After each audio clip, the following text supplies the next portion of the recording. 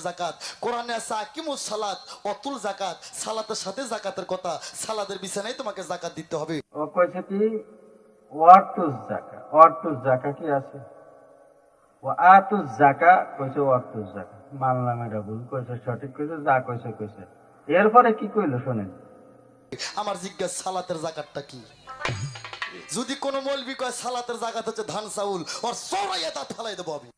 ওইটা কথা, এটা কি ওর কথা বলেন? এটা কি হওয়ার মতন কথা বলছে? ও যে মুসলমান না হিন্দু আমি তো এটাই বুঝি না। ও এসে কোরআনের আলোচনা করছে। তোর সালাতের কথা কোরআনে আছে 82 বার রে, আর আমার জিকিরের কথা আছে 750 বার।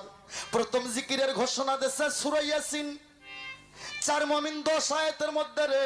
তোর বাপ কোন আলেম থাকলে এক্ষুনি যা কোরআন খুলে দেখতে বল রে। সূরা ইয়াসিন 4 মুমিন 10 আয়াতের মধ্যে আছে, ওখানে জিকিরের কথা আছে। আল্লাহ বললেন কোরআনের দলিল দিতে হয়েছে। আউযু বিল্লাহি মিনাশ শাইতানির রাজিম বিসমিল্লাহির রহমানির রহিম। আল্লাহ বললেন জিকরা খাসিয়া ও খাসিয়া রহমানু অবিল গায়েবুল, জিকরা খাসিয়া ও খাসিয়া রহমানু অবিল গায়েবুল। কে প্রদান করো সালাতের বিছানায় তোমাকে যাকাত দিতে হবে। আমার প্রশ্ন, সালাতের যাকাত কি? সূরা ইয়াসিনে 4 মুমিন, সূরা ইয়াসিনের মধ্যে মুমিন শব্দ কোন জায়গায় আছে? আর মুমিন 4 জায়গায় আছে নাকি? সূরা ইয়াসিনের মধ্যে 7টা মুবিন আছে।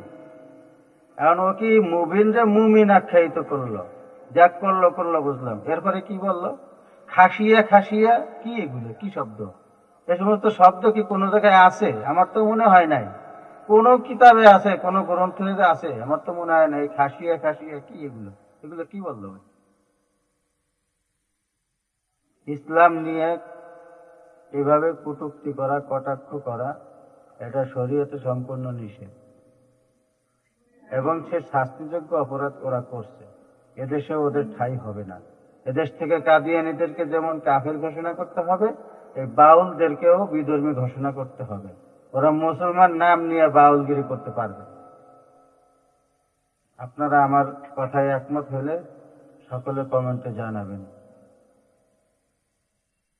বাউলদেরকে এদেশ থেকে উৎখাত করতে হবে, অন্যথায় তাদেরকে বিধর্মী ঘোষণা করতে হবে। তারা মুসলমান দাবি করতে পারবে না, তারা মুসলমান হতেই পারে না, কারণ তারা কোরআন হাদিসের কোনো জ্ঞান রাখে না।